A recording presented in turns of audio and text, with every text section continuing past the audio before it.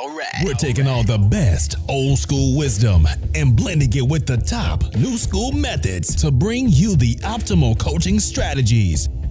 This is the 80-20 Baseball Podcast with Coach Bo.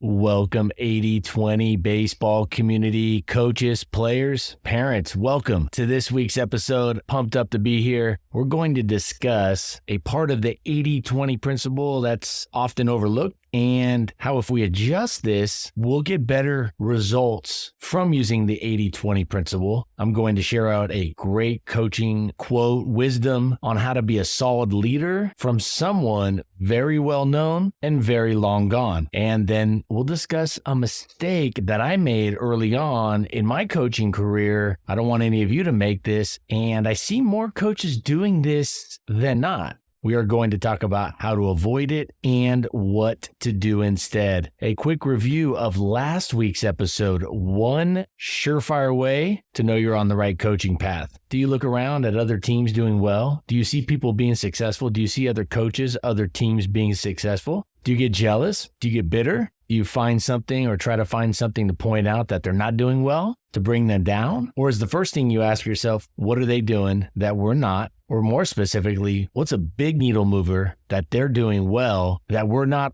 Or even better, what's something they're doing that's a big needle mover that they're doing a lot better than the other teams in the league? You have to definitely factor in the variables, talent, skill level, things like that, of course. So factor that in, be honest with that. And to add to last week's message on that real quick, a team that's in last place or a team at the bottom of the standings can still be a team to learn from. They can definitely have a coaching staff. That team can have a coach or a coaching staff that you can learn from, that we can learn from. Now, the chances are there's definitely some areas of need and some voids in the coaching or whatever, or talent, but there may be an area of coaching that they are doing really well, that they're really good at in the games, better than the other teams in the league or the area. So it might be something to take from them. Even though their record is 6-15, they might be the best drag bunt team in the league. So pay attention. See if you can learn something from that. Last week, we also discussed 7 specific things that we can do to build trust with our players. Got to have that connection. It's like having a huge diesel generator. Your power goes out, tree branch comes down on the power line, knocks out power to your house, and you're thinking, that's a bummer, but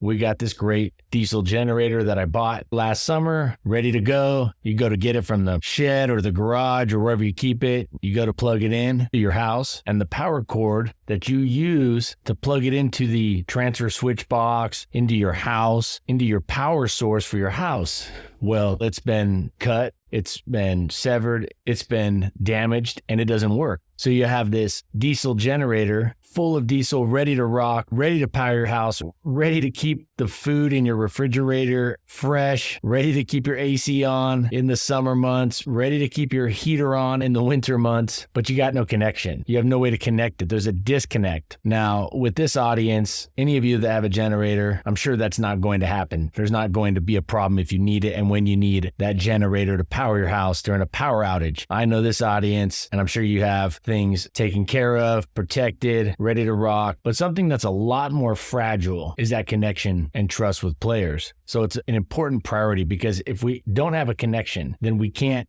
get all this great coaching information, strategies, all the wisdom. Essentially, we can't make the impact as coaches. We can't transfer our impact to them. There's no connection, so the impact never takes place. Also, last week, I recommended a podcast app. I've never done that on this podcast. It's called Overcast. It's not perfect, but I've found that it's better. The other options are pretty good. This one I think is really good. Highly recommend it. I have no affiliation with it. It's made in New York. So if you're like me, and probably like a lot of us here, listening to a lot of podcasts, highly recommend trying it out. There's the free version, and then the other version is $10 a year. If you're interested in trying a different podcast app, it just has more options. Definitely recommend diving into the settings. And this is what I wanted to hit on this week that came to me after last week's episode was published. I said, I got to touch on a couple things. You have to go into the settings. There's definitely some settings in there that are really neat. There's a button you can push that makes the sound better. And there's also a thing called Smart Speed. So it shortens silences a little bit. I know not everybody likes that. Now on this podcast, it's not that necessary because I edit it out.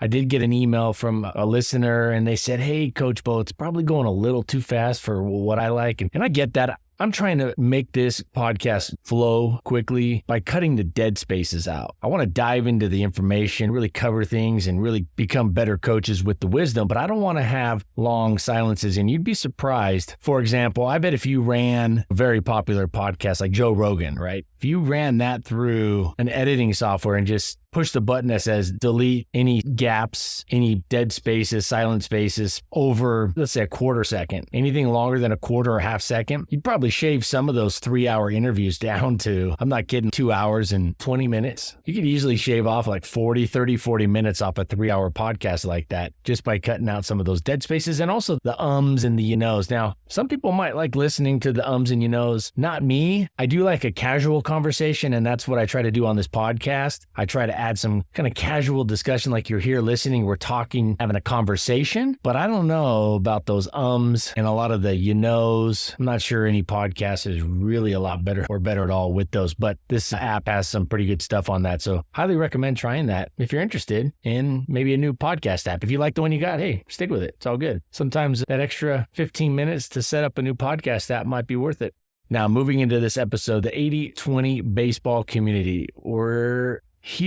We come together to efficiently master the biggest difference makers at the youth baseball level. We know that we have a much smaller amount of time on the field with our players as compared to high school, college, and pro players, pro coaches, pro programs. We accept this fact and we make the most of it by using home run strategies in all the key areas, the big needle mover areas. Sure, we discuss a lot of things on this podcast, but we dive deep into those areas that are vital for overall youth baseball success, the big needle movers, and we get there first and we go heavy in those areas because we know our time is much smaller. It's much less than the high school baseball level, college baseball, and pro level. So we accept it. We know that. We make the most of it.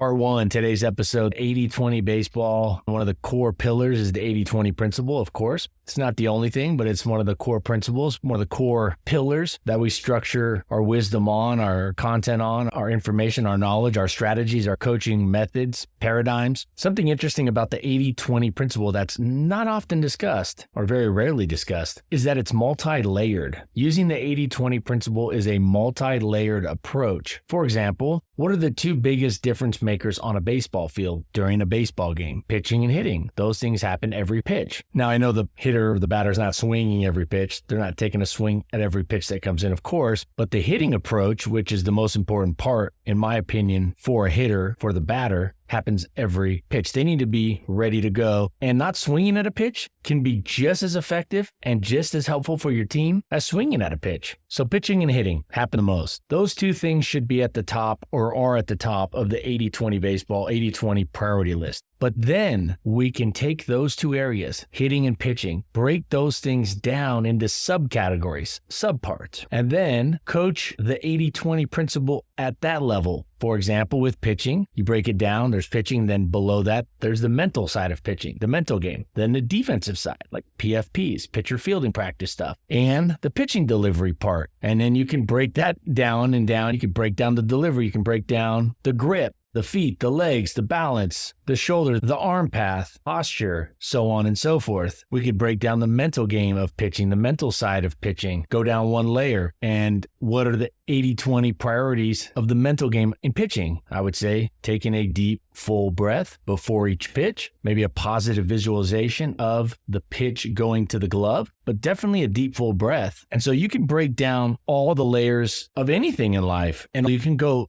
down a level, down a layer, and continue to use the 80-20 principle. It's multi-layered. It's the same way in our life. And I think that's really the key to exponential growth, to really solid growth, and also well-rounded and a balanced approach with things. But it also keeps the details prioritized. So we want to be detail-oriented, definitely. It wouldn't surprise me if a lot of people thought of, or at least initially, or after learning about the 80-20 principle, an initial thought I could see a lot of people having. I had it a little bit too myself when I first learned about the 80-20 principle years ago. thought, doesn't sound like it gets into the details. And details are important. Covering the details are important. But that's not true. The 80-20 principle, what it's saying is just make sure that you're detailing the big needle movers. You're getting into the details of the big needle movers first. The biggest thing about the 80-20 principle at the youth level is that we have such a small amount of time out on the field when you really think about it. I know college coaches that get out there all the time with their players, and high school coaches who get out there way more often to the field and on the field with their team than youth baseball coaches. And they're still stressing about getting everything coached up, everything in place, everything ready. Now shave off 80% of that time. And now what are you going to do? You have to really prioritize and make sure you stick with those big needle movers first. It doesn't mean you can't touch on some of those other things here and there. So I thought that observation, that look at the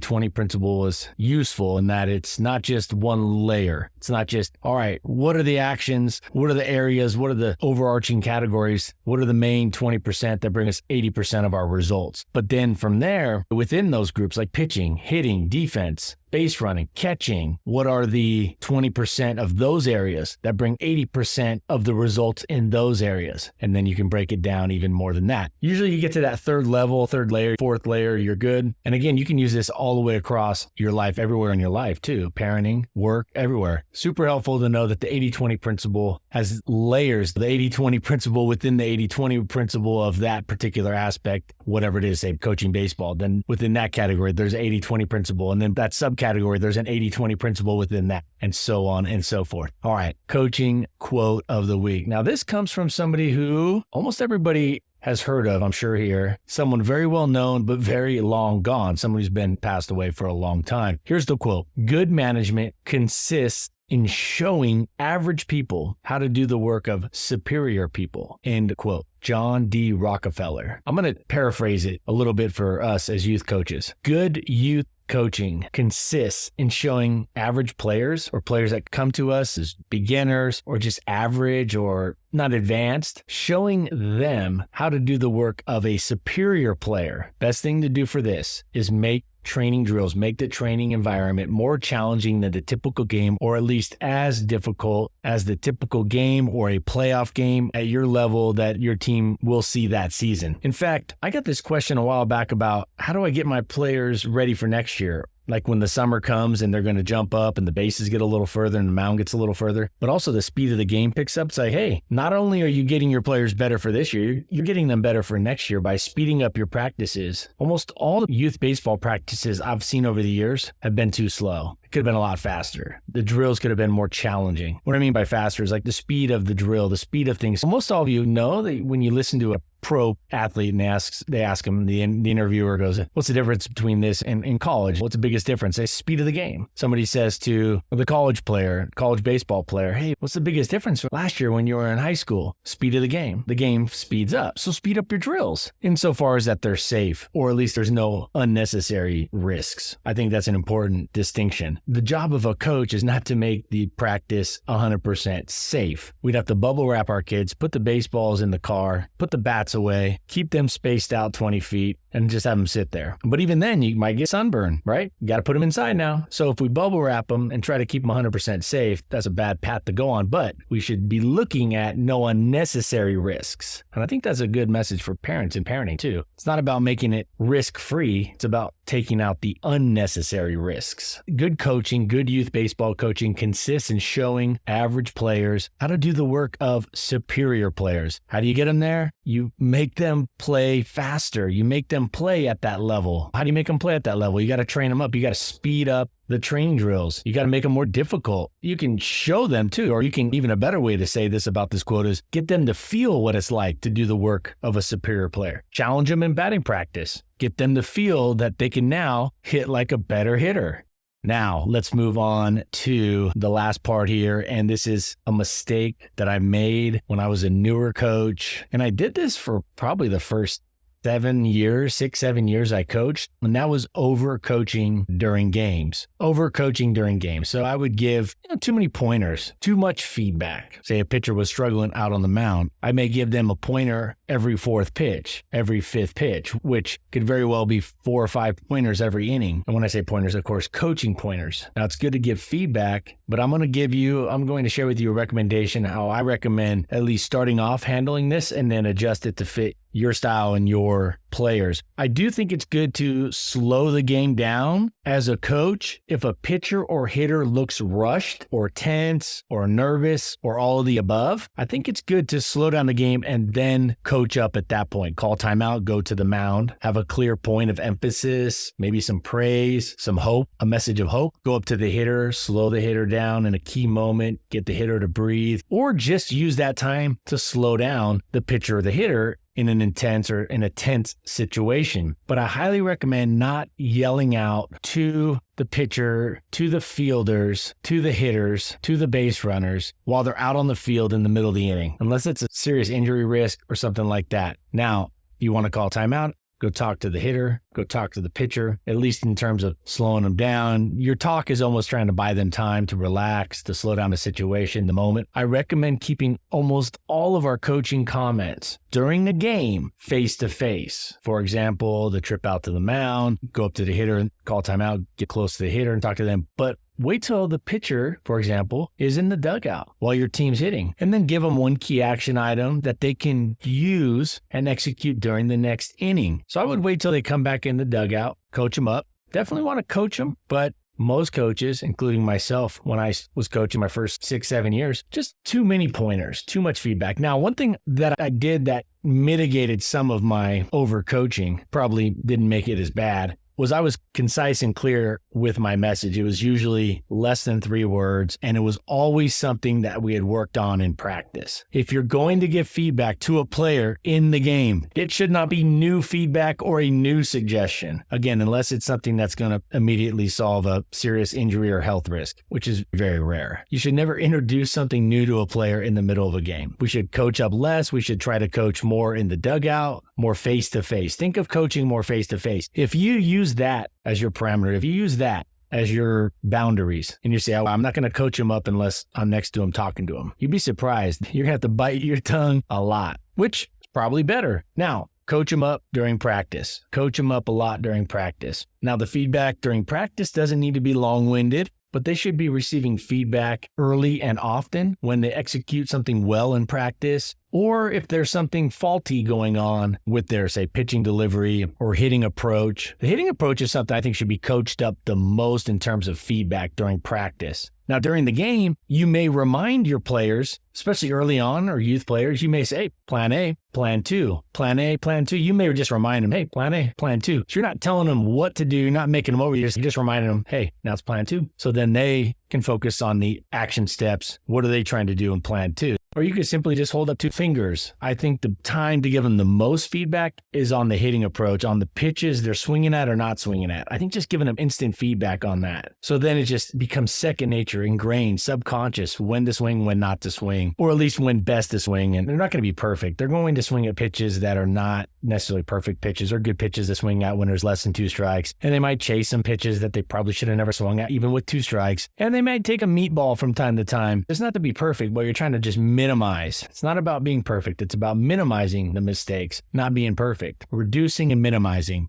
All right. Next week, we are going to talk about pregame and postgame talks. I'm going to share out some tips on pregame and postgame talks. Also, I have probably the best coaching quote yet that I found this great golden coaching quote, this wisdom I'm going to pass on that we can use and take out to the field with us to shape our mindset, our paradigm, so we can be better coaches. We have a better operating system as coaches. I'll share that next week. And I'm going to share a practice tip that will save you stress, give your practice planning and scheduling the ability to bend but not break. So be sure to check back in next Tuesday when the next episode for the 80/20 Baseball podcast comes out. Head over to the website, the Drill Design Guide, 21-page PDF. It gives you the ingredients of what great drills should look like and have. The ingredients it should have helps you design a drill, high quality drill, anytime, anywhere, with any set of player. It doesn't matter. It's the paradigm. You can take that message, that information, and use it at any time, anywhere. You can follow on Twitter, 8020_baseball.